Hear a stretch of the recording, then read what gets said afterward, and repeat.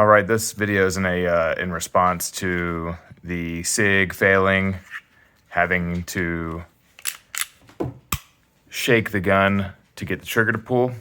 Let's break this down and understand why that might be. Let's get an understanding of the firing mechanism.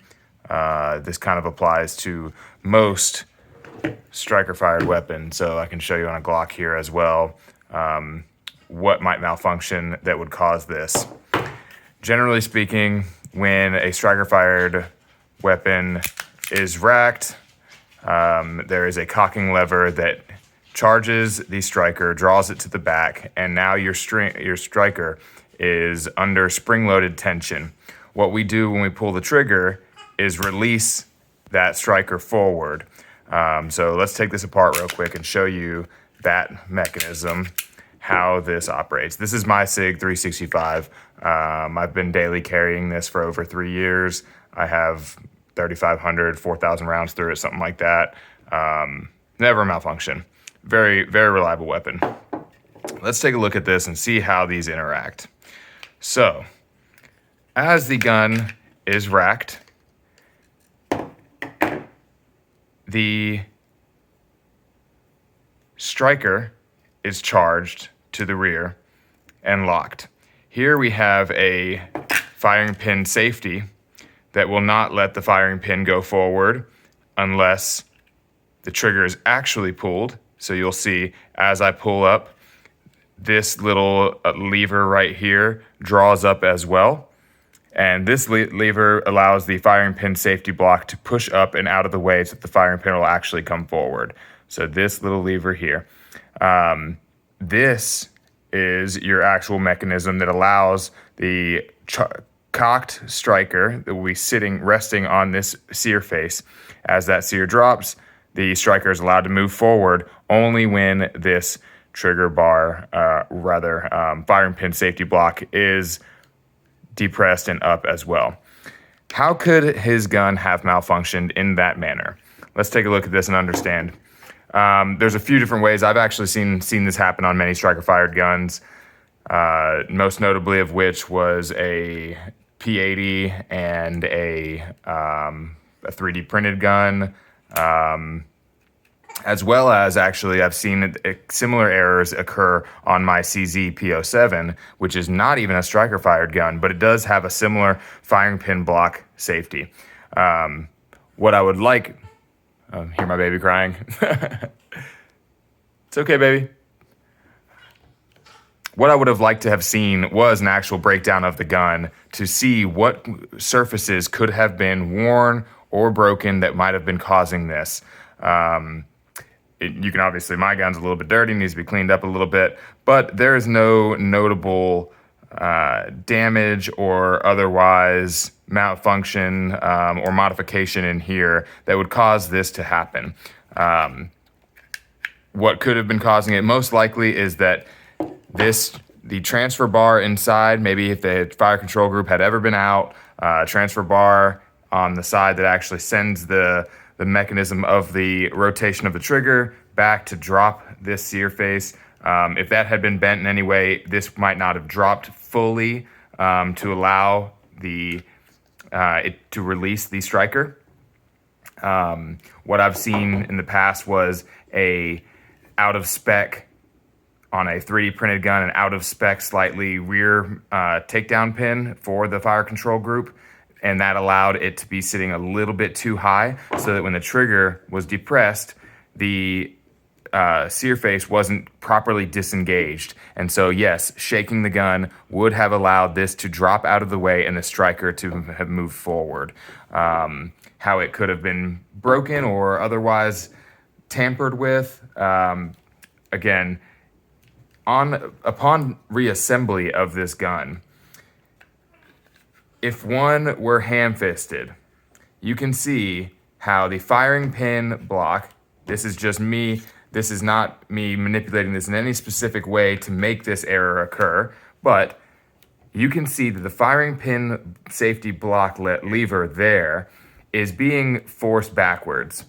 Now, could you see how this being bent or jammed into place by a relatively new shooter. Again, this is me just trying to reassemble the gun with no knowledge of, hey, why is that thing coming up? This is me just, let me put this back together.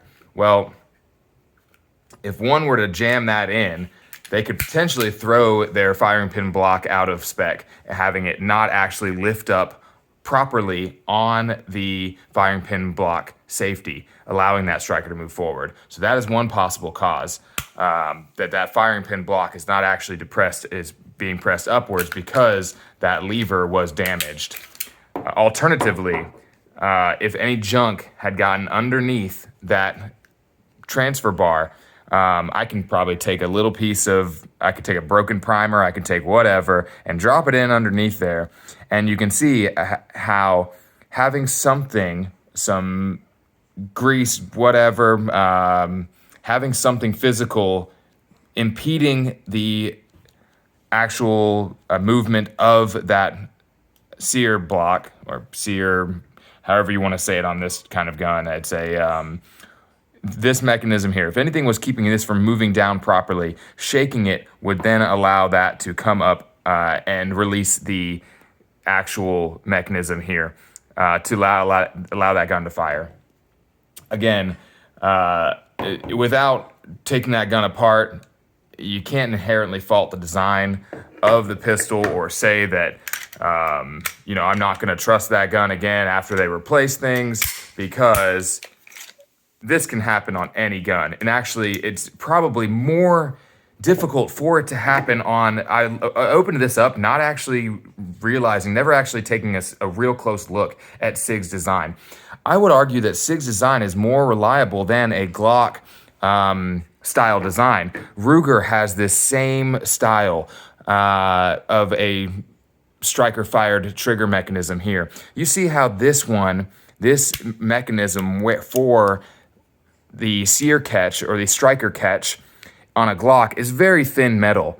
I can easily bend that up or down and cause this malfunction. I can bend this upwards and have that not actually disengage with the striker face. I've seen exactly that problem, again, on a 3D printed gun. I've seen it on a P80 on assembly, maybe trigger holes just being slightly out of spec, but I've seen this issue before. And it's all in how the mechanism on the slide interacts with the mechanism in the fire control unit. Again, this is not a SIG specific problem. I think SIG's design is actually a very good one. Again, without actually opening up the gun, this is the problem with new people, new shooters, having a YouTube channel, and getting out there and having a malfunction and then blaming it on the design without actually understanding the design. So without them actually opening up the gun themselves, they can say, I sent it to SIG and they fixed it. Well, yeah, they fixed it. And they didn't actually say, they just said they replaced some parts in the firing control mechanism.